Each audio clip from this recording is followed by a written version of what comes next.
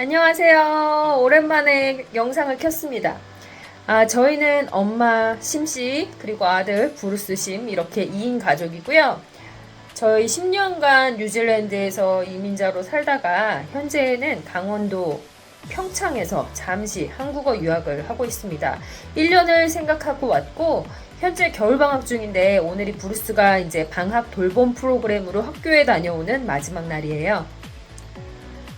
제가 이제 열심히 살다가 아이가 너무 크기 전에 안식년을 좀 삼아야 되겠다 하면서 계획한 게 세계 여행이랑 한국 초등학교 1년 보내기. 요거를 진짜 항상 생각을 하면서 살았었는데 너무 이제 열심히 살다 보니까 이제 기회가 있을 때 빨리 정리를 해야 되겠다 했고요. 그 기회를 딱 잡아서 정리하고 세계 여행부터 도전을 했는데 이게 한 2달 반을 아이랑 둘이서 돌아다니다 보니까 좋은 점도 많지만 아무래도 분명 어려운 점들도 많았어요. 그래서 득보다 실이 조금 더 많은 것 같다고 느낄 때 빠르게 한국으로 철수를 하고 봄 학기가 시작이 되었을 때 이 강원도에 있는 마을로 전입신고를 하고 들어와서 정원이 40명 조금 넘는 그런 작은 학교에 입학을 시켰습니다. 일단 저희는 둘 다 한국 시민권자이자 뉴질랜드는 영주권자이기 때문에 양국의 학교를 다 무료로 보낼 수가 있어요. 그리고 아이는 뉴질랜드에서 초등학교 5학년을 마치고 이제 6학년이 돼야 되는 시점이기는 한데 뉴질랜드 입학은 만 5세부터 하기 때문에 한국에서도 또 이제 5학년을 들어가야 되는 나이인 거예요. 그런데 한국에서 아무래도 얘가 한국어에 대한 이해도가 많이 떨어질까봐 4학년으로 입학시키게 되었습니다. 아무래도 이미 2세들은 이제 한국어만 집에서 써야 된다 뭐 이런 가족들도 있어요. 그 정도 가족이 아닌 이상은 영어를 주로 사용하게 되거든요. 제 영어 실력이 별로 늘지 않는데 아이는 이제 거의 막 원어민 수준이 되니까 이제 나이가 더 들면 들수록 격차가 생길 것 같은 거예요. 그러면 이제 깊은 대화가 힘들지 않을까. 그리고 정서도 언어를 따라가기 때문에 너무 많이 차이가 나지 않을까 싶어가지고 제가 지난 2년 동안은 한국어에서 그 디지털 학습기기를 사와서 3학년 과정까지 어떻게든 열심히 이렇게 했어요. 그래서 한국에 온 초반에는 말을 할 때 영어를 90% 정도 사용을 했는데 지금은 이제 1년 지난 지금은 한국어를 80% 정도 사용을 합니다. 그리고 이제 발음 이런 거는 친구들을 통해서 배우잖아요. 그러니까 진짜 그 한국 초딩의 억양을 써요. 너무 재밌습니다. 그리고 책 같은 거는 무조건 영어로만 읽었어요. 한국에서도 계속 그 알라딘 중고서점 같은 데 가면 영어로 된 책들이 진짜 많이 팔거든요. 그러면 거기서 자기가 좋아하는 그런 항상 만화죠, 뭐 그런 것만 영어로 읽었는데 지금은 한국에 있는 학습 만화 중에 이제 저학년 타겟, 이제 한국 사람들은 이제 다 아는 흔한 남매 뭐 이런 시리즈, 뭐 카카오 프렌즈 뭐 어디에 가다 뭐 이런 시리즈 이런 정도는 아주 재밌게 읽는 수준이 되었습니다. 그러면 이제 한국 학교의 모습을 전반적으로 한번 보여드리고 또 커리큘럼을 한번 또 소개를 해드릴게요. 구경하러 왔을 때 이 눈이 다 쌓여 있더라고요. 그래서 몽골인 줄 알았어. 우리가 테를지 국립공원을 갔는데 그게 생각나더라고요. 선생님의 말씀은 숲속의 작은 동화학교라고 예쁘게 표현을 하셨습니다. 거기에 제가 이제 감화가 돼가지고 자, 브루스는 지금 2층에 있는 과학실에서 테스트를 한다고 그래요. 4학년으로 들어갈지 5학년으로 들어갈지. Why do they even get rid of the snow? 걸어 다녀야 되니까 그 골목마다 지금 눈 씻는 사람 가득하네. No trees. Like my first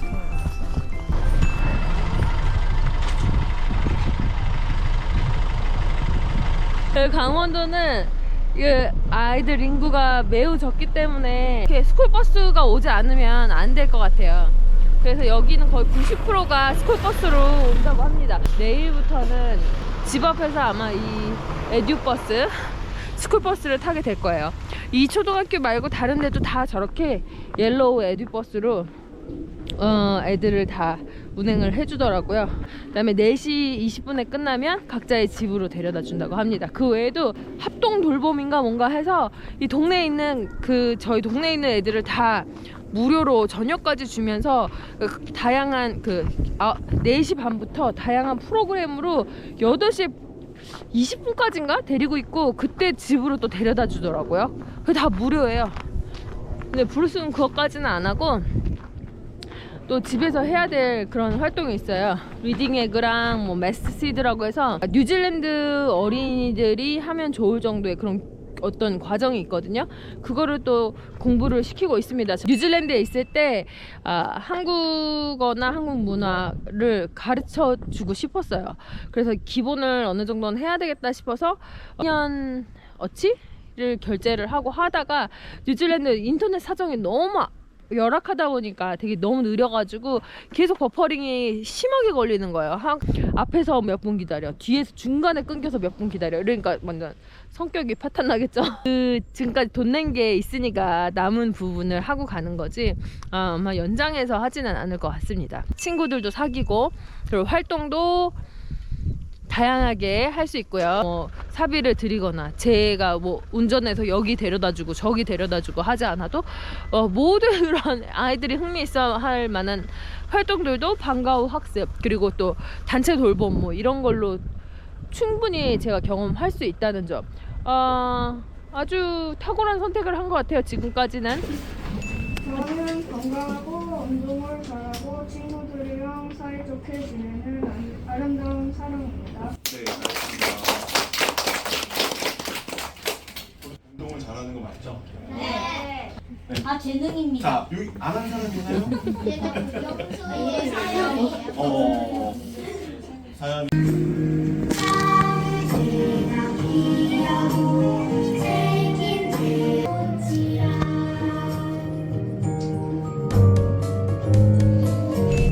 즐겨주시기 바랍니다. 농구 민주평화. 우리 박수 좀 쳐주세요. 박수. 그렇지. 맞아. 누나는 이렇게. 깃발 하나씩만 가지고 다니고 깃발 하나씩만 가지고 다니세요. 하나씩만.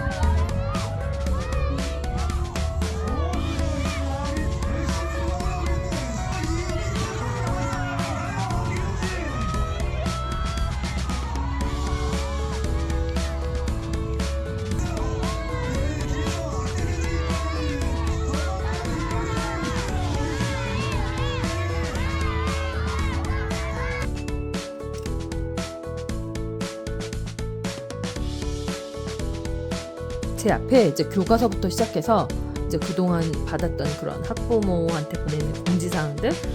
일단 제가 소개를 드리는 목적은 해외에서 오랫동안 생활하신 분들은 한국의 교육이 어떤 식으로 가고 있는지, 교과서는 어떤지, 어떤 체험들을 하는지, 어떤 걸 배우는지 감이 잘 안 잡히실 거예요. 왜냐면 저희가 어렸을 때 배웠던 그런 기억만 가지고 뭐 아이들을 현지에서 교육을 시키시다 보니까 뭐 한국 교육이 어떻게 흘러가는지 잘 모르실 거 아니에요. 그래서 한번 준비를 했어요. 저도 정말 몰랐거든요. 일단 교과서를 한번 대충 보여드릴게요. 지금 수가 가장 잘하는 수학을 한번 보여드릴게요. 이렇게 책이 있는데 큰 TV 같은 게 있어요. 그래서 TV로 그 디지털로 다 교육이 되고 있어요. 그런데 교과서도 이렇게 있는데 좀 많이 깨끗합니다. 브루스가 얘기할 때 아니 안 깨끗하네. 역시 수학은 잘했네. 프린트물을 많이 나눠준다고 하더라고요. 그래서 교과서가 깨끗한 경우도 많이 있어요. 아마 대부분의 교과서는 좀 깨끗한 것 같아요. 제가 볼 때 조금 아깝긴 해요. 이게 너무 종이가 너무 훌륭하거든요. 이 디자인도 훌륭하고 이 풀 수 있는 것도 정말 저희 때랑은 너무 다르죠. 너무 훌륭해요. 지금 4학년 보면은 소수점 2자리까지 하네요. 뭐 2.15 마이너스 1.36 이런 거 하고 있네요. 브루스 얘기로는 이 교육의 차이가 엄청나대요. 한국이랑. 본인이 느끼기에는 뉴질랜드 애들은 도대체 학습적인 걸 뭘 배우는지 모르겠다 할 정도로 한국 애들은 정말 똑똑하다. 이렇게 어려운 거를 어린 나이에 하고 있다니 라고 할 정도로 그렇게 좀 차이가 커요. 근데 교육에서 어떤 거를 중요하게 생각하느냐가 아무래도 달라서 그런 것 같습니다. 그래서 어떻게 보면은 한국 아이들은 학습이 조금 더 빠르게 이루어지고 있는 만큼 조금 더 학업에 대한 스트레스가 있을 수가 있겠죠. 이런 거 하네요. 뉴질랜드에서 4학년 때는 아직도 더하기 빼기 하고 있고요. 곱셈 구구단 못하는 애들 거의 수두룩 빽빽입니다. 네, 한국에서는 벌써 이런 것들 다 하고 있죠. 그리고 한국은 또 이렇게 풀 때 이런 거 되게 중요하게 생각하거든요. 이제 약간 풀이 과정을 되게 중요하게 생각하고 그 과정까지도 시험에 나오기도 합니다. 그래서 이렇게 풀이 과정까지 되게 복잡해 보이죠. 분수 이렇게 하고 있는데요. 또 이렇게 도형들 하고 있고요. 네, 제가 되게 놀랐던 거는 이렇게 뒤에 모든 교과서 뒤에 이렇게 스티커 같은 게 있어요. 그래서 애들이 흥미롭게 띄었다 붙였다 할 수 있게끔 만들어져 있어요. 모든 교과서가 그럽니다. 너무 세련됐어. 나 이거 진짜 내가 어렸을 때 초등학교 때 이런 거 배웠으면 얼마나 좋았을까 그런 생각이 들더라고요. 참고로 브루스가 다니던 학교에는 교과서란 게 따로 없었어요. 선생님이 프린트물로 항상 뽑아서 줍니다. 근데 되게 웃긴 게 학년이 거듭됐는데도 또 똑같은 프린트물을 뽑아서 주는 경우도 많았다고 해요. 좀 그 나이별로 다들 어느 정도 평준화된 그런 교육이 이루어지는 게 아니라 또 개개인별로 또 못하는 애는 못하는 아이에게 맞춰서 그렇게 해주는데 그게 장단점이 상향 평준화가 되는 게 아니라 하향 평준화가 되는 것 같더라고요. 그러니까 브루스가 학교 다닐 때는 얘가 학교에서 도대체 뭘 배우는지 모르겠다. 맨날 놀고 오는 것 같은 그런 기억이 있습니다. 한국에서도 굉장히 많이 놀아요. 작은 학교 같은 경우에 지방에 정말 체험학습도 많고 정말 많은 시간을 책상에 앉아서 공부하는 시간 외에 다른 활동을 굉장히 많이 해요. 그럼에도 불구하고 뉴질랜드는 정말 너무 대부분이 뭔가를 학습적인 걸 습득한다기보다 어느 체험적으로 이루어지지 않았나. 읽기 쓰기에 중점을 많이 두는 건 같긴 했습니다만 저는 아무튼 학습적으로는 되게 의아한 점이 많았거든요. 한국 와서 이렇게 지금 배우고 있습니다. 자, 브루스가 진짜 한국어를 잘하는 게 아니었어요. 근데 여기 와서 제일 어려워했던 게 사회거든요. 사회에는 정말 모르는 단어들이 너무 많기 때문에 굉장히 어려워했어요. 촌락과 도시의 생활 모습. 촌락이란 말을 얘가 알겠어요. 수산물 직판장 뭐 이런 말도 이렇게 쓰고 공부를 했고요. 보여드릴게요. 정말 생각할 만한 그런 주제들을 많이. 마지막에 판매 활동 기록지 해서 자기들끼리 이렇게 적는 것도 있나 봐요. 그리고 제가 말씀드렸다시피 마지막은 이런 식으로 시장놀이 모의 화폐. 이게 4학년 2학기의 사회였습니다. 영어는 어떻게 하나 궁금하잖아요. 브루스 같은 경우에는 영어 수업이 딱히 따로 필요가 없는데 이 영어를 통해서 오히려 한국어를 배우는 그런 시간으로 쓰라고 제가 했었죠. 자, 여기 보면은 My name is 에릭이네요. 4학년 1학기 때 이제 My name이 들어갑니다. 정말 그림이 화려하지 않습니까? 정말 교과서가 너무 잘 돼 있어요. 뉴질랜드는 다행히 이제 급식 시범 학교들이 생기기 시작해서 브루스 학교는 선택이 됐기 때문에 한 2년은 도시락을 안 싸도 됐죠.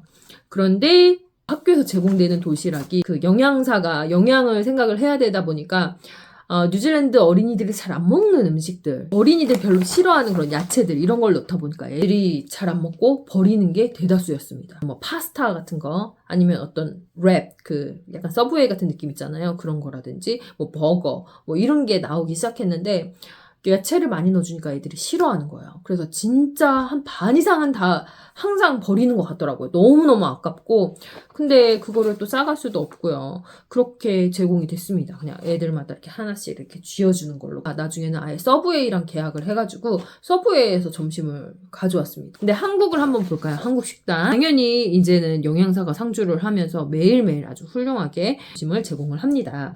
6월 달에 식단인데요. 아무거나 하나 찍어서 자, 흑미밥, 검은콩 두유 파스타, 배추 된장국, 김구이, 쇠고기 육전, 부추 샐러드, 깍두기, 멜론, 우유 이렇게 제공이 됐고요. 요날 한번 볼까요? 이거 희한하다. 차조밥, 오리 들깨탕, 오이지 무침, 낙지 채소볶음, 깍두기, 아이스크림, 우유, 자두 이렇게 제공이 됐습니다.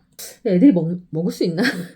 근데 브루스 말로는 이게 먹는데요. 그러니까 막 막 압박을 하지는 않지만은 다 먹으면 뭐 포인트를 준다든가 뭐 이런 식으로 좀 아이들이 먹을 수 있게끔 좀 유도를 많이 하시는 것 같더라고요. 하루만 더 볼까요? 자, 요거 한번 보자. 목살 필라프, 실파 계란국, 고추 바사삭 닭다리구이, 깍두기, 식혜, 우유, 자두 이렇게 좋네요.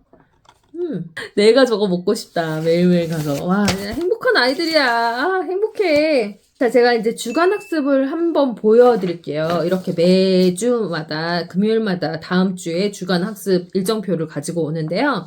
보통 이제 4교시까지 수학에서부터 뭐 수학, 과학, 국어, 영어, 도덕, 뭐 이런 식으로 음악, 미술 이렇게 들어가 있고요. 중간에 창의적 체험 활동이라는 게 보통 들어가 있어요. 근데 요때는 이제 의남매 리그전. 이 학교가 작은 학교이기 때문에 뭐 의남매들을 맺어주더라고요. 각자 다른 학년으로. 그래서 서로 이제 끌어주고 챙겨주고 하는 제도를 만들어서 뭐 이렇게 리그전 같은 거 게임하는 걸 한 것 같아요. 창의적 체험 활동 이날은 장난감의 날 행사가 있었네요. 이날은 또 생존 수영이 있었고, 생존 수영은 학교에는 수영장 있는 학교가 거의 없잖아요.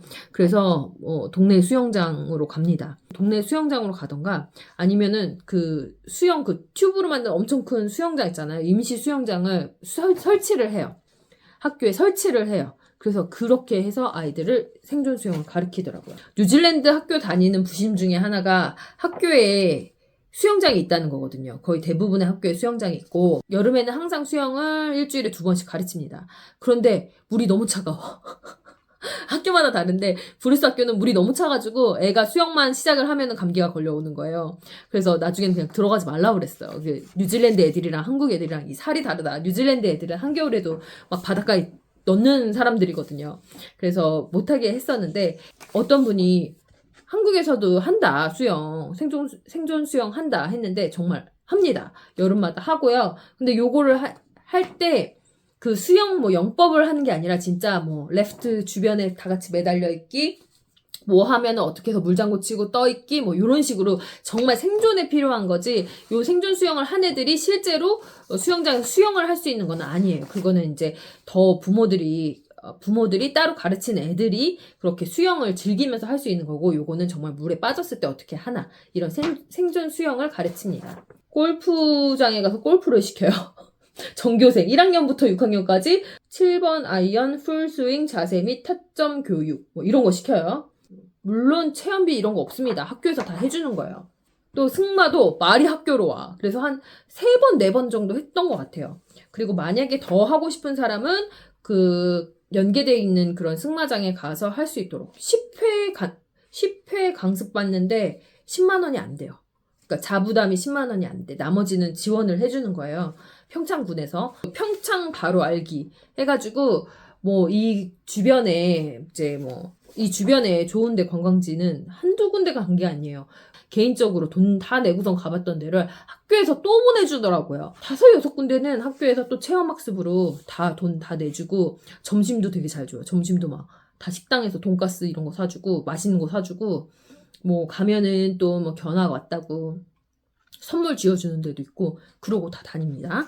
사회, 지역 공공기관과 주민 참여 이런 거 하고, 창의적 체험활동, 디지털 역기능 예방교육, 화요일은 전교생 베이커리 현장 체험학습. 이래서 무슨 쌀 방앗간 가서 쌀빵학간 이런 데 가서 쌀로 만드는 빵 이런 거 만들어서 먹고 가지고 오고 그랬어요. 이 학교는 또 연극 특화로 해서 연극 수업을 되게 열심히 진행을 해서 나중에 학예회 때 연극을 했어요. 모든 학년이 다 연극을 했는데 정말 순수했습니다.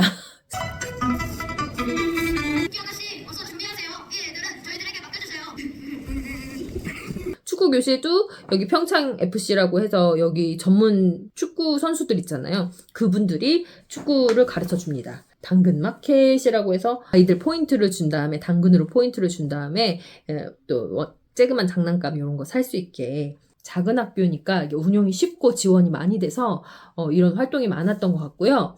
서울이나 큰 도시권에 있는 학교는 거의 1년 내내 아무 데도 안 가는 학교가 부지기수입니다. 서울에서 학교 보내는 학부모들 그리고 아이들 얘기를 들어보면 아이들이 진짜 뭐 1학년 때부터 그 학업 압박을 굉장히 많이 받는 것 같아요. 그래서 분위기가 이 시골의 작은 학교랑은 완전 다르다. 미래에 대한 압박이 너무 어릴 때부터 들어간다는 점, 그게 다릅니다. 자, 그리고 항상 이렇게 학교 평가 이렇게 QR로 찍어서 뭐 있으면은 중간중간에 학교 평가해달라는 게 되게 많아요. 그래서 부모님들이 참여할 수 있는 부분이 되게 많다는 점. 학부모 캘리그라피 동호회가 있었거든요. 그래서 이제 원하는 학부모들은 뭐 한 달에 한 번씩 만나서 서로 정보도 교류하고 이렇게 모두 새로운 것도 배우고 그러면서 정말 좋은 시간을 또 보냈습니다. 또 학부모들 모아서 뭐 이렇게 다육이 같은 거 키우는 프로 진행해주고 공예 같은 것도 한 번씩 해주더라고요. 다른 학부모들과 또 교류할 수 있는 그런 장을 또 만들어주더라고요. 그래서 저도 진짜 재미있게 보냈습니다. 요거 저 자랑 한번 할게요. 오지선다형 문제를 맞추는데 이거를 다 맞췄다는 거지. 그렇게 생각하면 대단하잖아요. 근데 보세요. 이게 그래프를 보고 바르지 못한 설명을 모두 고르세요 해가지고 뭐 수량을 점으로 표시하고 그 점들을 선분으로 이어 그립니다. 자료의 양을 비교할 때 좋습니다. 뭐 이런 식으로 문제들이 있는데 요거를 다 보고 분석을 해서 이렇게 풀 정도로. 얘는 여기 와서 뭐 맨날 놀았어요. 이 나이 때는 게임 좋아하잖아요. 그러니까 뭐 공부한 거는 없어요. 근데 이렇게 문제를 풀었다는 거. 추락에 뭐 똑똑하나 이런 애 아닙니다. 그냥 평범하고요. 점심 먹고 이제 정규 수업이 끝나면 2시 10분이에요. 그때부터는 방과 후 수업을 하는데 얘는 캘리그래피, 피아노, 중국어, 토탈 공예, 태권도, 기초 쑥쑥, 책놀이, 영어, 축구, 미술, 독서교실, 뉴 스포츠, 배드민턴, 인라인 스케이트, 코딩, 음악 줄넘기를 배웠어요. 여러분 이거 돈 주고 하나하나씩 배운다고 생각해보세요. 진짜 장난 아니죠? 학교에서 2시 10분부터 4시 10분까지 이거를 배우고 아침에 밥 챙겨주고 차 타기 전에 안녕하고 돌아오면은 왔어? 하면 되는 거죠. 얼마나 좋아. 꿀. 그리고 중간중간에 학생 건강검진을 해주죠. 네, 평창군이랑 함께 해서 실란트 무료로 해주는데 그 이빨에 있는 홀을 미리 좀 커버를 해주는 거야. 충치가 안 들어가게. 그거를 또 무료로 연계를 한 보건소에서 해주기도 하고 학교에서 해주기도 하고요. 불소 도포 해주고 성장 진단평가 이런 거 해주고요. 뭐 어느 직업이 어울릴 것 같나 뭐 그런 직업 체험 그런 데도 많이 가고요. 뭐 우유를 방학 때도 줍니다. 그래서 방학식 하는 날 이렇게 우유를 꾸러미로 곧 뉴질랜드로 다시 돌아갑니다. 아무래도 학습에 대한 거는 많이 자신감을 얻고 갈 거라는 거. 얘도 알고 있거든요. 그리고 브루스가 처음에는 그 뉴질랜드에 있는 친구들이 좀 그리워서 되게 뉴질랜드에 가고 싶다라는 얘기를 많이 했어요. 그런데 지금은 또 한국에 있는 친구들이랑 너무 친해지고 즐겁게 지내다 보니까 한국에서 계속 있는 것도 괜찮다고 하더라고요. 여기 또 청소년의 집이라고 문화센터가 있습니다.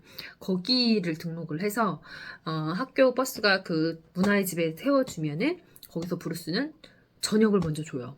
그래서 밥을 먹고 배드민턴, 축구, 파티쉐, 요리하는 거, 독서, 그 다음에 연극 이런 것들을 또 따로 또 배웠어요. 브루스가 학교 가 있는 동안 저도 배운 게 되게 많아요. 그래서 뭐 이 평창군이나 저희가 지금 지내고 있는 진부면에서 무료로 또는 재료비만 받고 운영하는 그런 프로그램들을 많이 참여를 했는데 너무 재밌고 좋은 시간이었고요. 여기 처음에 왔을 때 여기도 친구도 하나도 없었지만 이제 끝나갈 때는 수업을 통해서 알게 된 분들이랑 친목도 쌓게 되고 그래서 계속 살아도 정말 좋을 것 같다는 생각이 들어요. 그런데 사람이 이제 돈을 벌어야 되잖아요. 돈을 벌고 살려면 뭐가 좀 아쉬운지 그런 것에 대해서 다음 편에 다시 설명을 하겠습니다. 제가 영상 마무리 전에 덧붙여야 될 게 있는데 어떻게 제가 여기서 살게 되었는지 좀 알려드리려고요. 저는 이제 부모님이 노후에 사시려고 구매하신 아주 작은 아파트가 있었어요. 시골에 5천만 원짜리 아파트입니다. 지금 제가 있는 곳인데요. 이제 방이 하나, 거실 겸 방이 하나 이렇게 있는 아주 작은 평수의 아파트고요. 여기에 단기로 머무시는 분들도 생각보다 많아요. 뭐 노인분들도 많이 계시지만 되게 다양한 사람들이 섞여서 사는 그런 지역이고요. 월세가 같은 규모의 아파트면은 30만 원 정도면 충분히 살 수 있는 것 같습니다. 뭐 빌라 같은 데도 많고 그래서 뭐 사는 조건이 막 아주 훌륭한 그런 조건을 갖추고 살려는 분들이 아닌다면은 마음 편하게 그렇게 올 수 있는 조건이고요. 농촌 유학이라는 프로그램을 발견했는데 그게 각 지자체에서 운영을 하는 거예요. 모든 전국에 다 있고요. 그것은 이제 학교와 집을 같이 제공을 합니다. 그래서 1년이나 2년 시골살이를 하고 싶은 사람들에게 오픈이 되어 있는데 매년 11월마다 새로운 학생, 새로운 그 가정을 받는다고 해요. 이 경우에는 주무관님 그 상담했던 분 말로는 일단은 집을 먼저 보래요. 만약에 내가 어느 지역을 가고 싶다 이렇게 정했으면은 그 지역 농촌 유학 검색을 한 다음에 거기서 나오는 이제 집들이 있어요. 그래서 이 집에서 내가 마음에 드는 형태의 집을 먼저 본 다음에 그 집이 속해 있는 작은 학교에 입학을 시키는 거죠. 기숙사 형식도 있고 빌라 형식도 있습니다. 뭐 단독주택도 있고요. 그래서 월세가 발생할 수도 있는데 농촌 유학을 오는 사람들을 위한 생활 자금이 일단은 한 30만 원 정도가 나옵니다. 그리고 추가로 뭐 학교에서 뭐 몇십만 원 나오는 경우도 있다고 해요. 그래서 월세 정도는 조금 나오더라도 충분히 커버가 되는 그런 지원금까지 준다고 합니다. 정말 너무 대단하지 않나요? 왜냐하면 지방에 있는 작은 학교는 소멸할 위기에 처해 있잖아요. 지방에 있는 작은 학교는 아이들이 없기 때문에 소멸할 위기에 있습니다.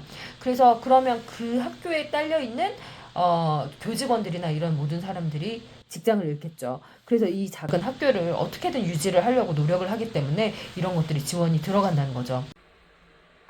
지금까지 시청해주셔서 감사하고요. 더 궁금한 점이 있으신 분은 개인적인 경험 내에서 최대한 잘 설명을 해드릴 수 있으니 댓글을 남겨주세요. 그럼 좋은 하루 되세요. 안녕.